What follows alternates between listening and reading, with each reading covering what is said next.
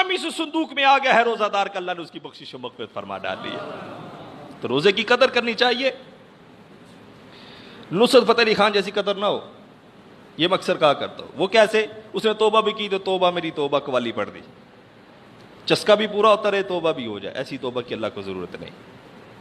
روزہ رکھا ہو تو ساتھ میں ڈسکو کی چلتا ہو، کان میں ٹوٹیاں لگی ہوں یا گانے باجے چلتے ہوں، اب 8 بجے سے 9 بجے تک ڈرامہ بھی دیکھیں، یہ رمضان کی قدر ہے۔ چاہے جائے کہ یہ کہا جاتا کہ عبادتوں میں مشغول ہو جاؤ، کہ جو وبا ہم تم پر مسلط کرنا چاہ رہے ہیں وہ ہو نہیں رہی، اللہ اسے ہمیں نجات عطا فرمائے، کہنا یہ چاہیے تھا۔ لیکن ڈرامہ دیکھو 8 سے 9 بجے تک، کیا جی اس میں تاریخ ہے خلافت عثمانیہ کی؟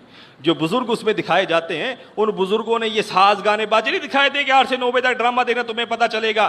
نہ نصاب تم پڑھاؤ کافر کا، یہودیت کو عام کرو ملک پاکستان میں، اور خلافت عثمانیہ کو ڈرامے کی صورت میں دکھاؤ۔ بخدا خلافت عثمانیہ کے تو بزرگ ایسے تھے کہ وہ بزرگ جب فرانس کا سفیر مہینوں کھڑا رہتا تھا، ایک ادنا سے وزیر کے ساتھ، خلافت عثمانیہ کے وزیر کے ساتھ اس کی ملاقات نہ ہوتی تھی۔ یہ لوگ ذلیل ہوا کرتے تھے جن کو ہمارے حاکم نے اپنے سروں پہ مسلط کیا، یہود و نصارہ کو۔ یہ ہمارے حاکموں سے ملنے کے لیے ترسا کرتے تھے، پیروں کو ہاتھ لگایا کرتے تھے، ان کے سر اٹھا نہیں کرتے تھے ہمارے حاکموں کے سامنے۔ ارے ہمارے حاکموں نے یہ حکم دیا ہے اللہ اور اس کے رسول کے فرمان کو بلند کرو، اگر رمضان آ جائے تو عبادتوں میں سجدہ ریز ہو جاؤ کہ الہی جو گناہ ہے وہ معاف فرما، کہ رمضان کی ہم قدر کریں۔ ڈراموں کے ساتھ اللہ راضی نہیں ہوتا ہے تو سجدوں میں گر جاؤ، اللہ دل میں ایسا نور عطا فرما دے گا کہ بزرگوں کے جو کارنامے تمہارے سامنے خود ہی ظاہر ہو جائے گا۔ یہ ڈرامے دیکھیں خلافت عثمانیہ ظاہر ہوگی جی، پڑھاؤ تو جی خلافت عثمانیہ کہتے کسے؟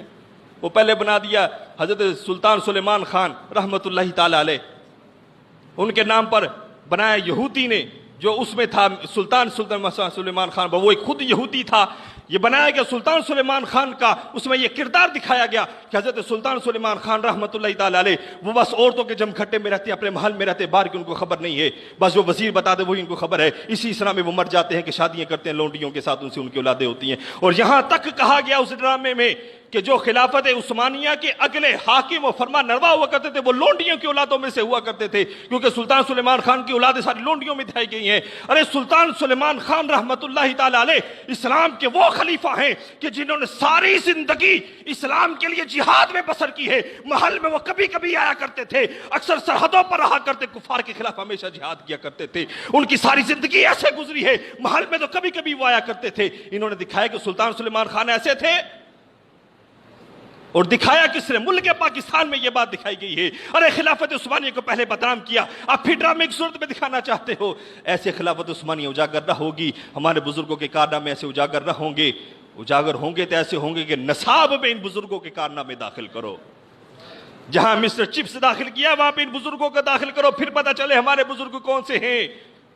نظام تعلیم یہودی کا رکھو، ڈرامے دکھا کے کہو گے یہ ہمارا معاشرہ تھا، نہ ایسے کبھی اسلام نافذ نہیں ہوتا۔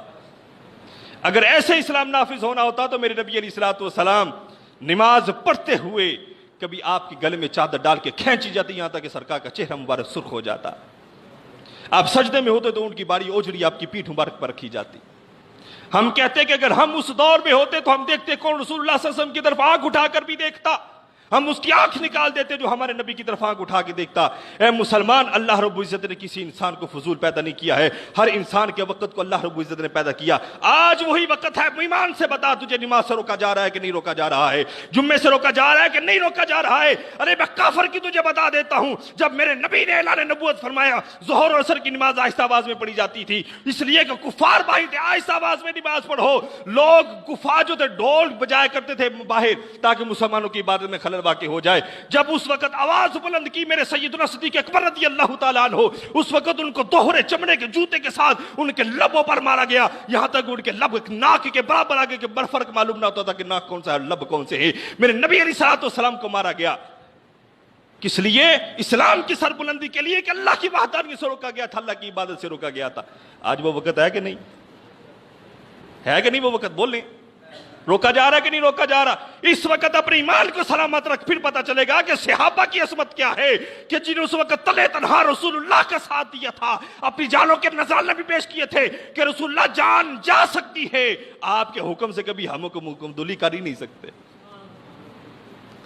تمنا کرنا آسان ہے، پا لینا بڑا مشکل ہے۔ ہزاروں خواہشیں ایسی کہ ہر خواہش پہ دم نکلے، بہت نکلے میرے ارماں لیکن پھر بھی کم نکلے۔ تمنائیں کرنا آسان ہوتی ہیں، عمل بہت مشکل ہوتا ہے۔ تمنا تو یہ ہے کہ ہم سب ولی ہو جائیں، ہے کہ نہیں؟ یہ تمنا ہر بندے کی یہ تمنا ہے نا کہ ہم اللہ کے ولی ہو جائیں، ہے کہ نہیں؟ بول ہی نہیں رہے یار، ہر بندے کی یہ تمنا ہے نا۔ لیکن ولایت کے لیے سب سے پہلی شرط یہ ہے کہ وہ باشرہ ہو، داڑھی رکھی ہو۔ داڑھی رکھیں گے ہم؟ بتائیں۔ ولایت کے لیے سب سے پہلی شرط یہ ہے کہ بندہ فاسق فاجر نہ ہو۔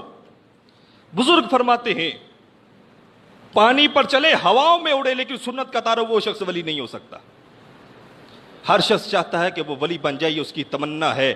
عمل کیا کہتا ہے کہ ظاہر تو بدل، باطن خدا بدلے گا، لیکن یہ ظاہر بدلنا نہیں چاہتا تو ولی کیسے بنے گا؟ تو معلوم ہوا کہ تمنا کرنا آسان ہے، عمل کرنا بڑا مشکل ہے، نہ رشتہ آئے گا۔